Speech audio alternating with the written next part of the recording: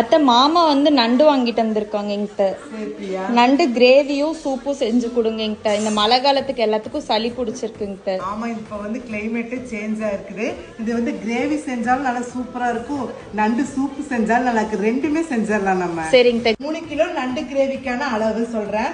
50 gram இஞ்சி, 3 கட்டி பூண்டு, 4 ஸ்பூன் மிளகு, 1 ஸ்பூன் சீரகம், 2 ஸ்பூன் சோம்பு, 25 கிராம்பு, பெரிய பட்டை 2, 1 மூடி தேங்காய், 1 கப்பு சின்ன வெங்காயம். இதெல்லாம் வந்து நைஸா மிக்சியில அரைச்சி எடுத்துக்கணும்.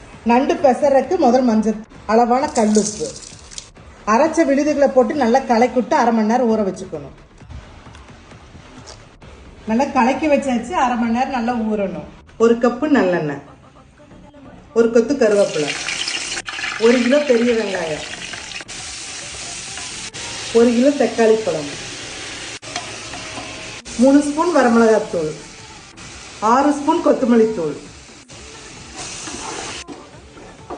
இப்போ ஊற வச்ச நண்டை போட்டுக்கலாம். 3 லிட்டர் தண்ணி ஊற்றிக்கலாம். இந்த நண்டு வேகிறதுக்கு 1/4 மணி நேரம் ஆகும். அப்பப்போ எடுத்து நம்ம கலக்கி விட்டுட்டே இருக்கணுங்க.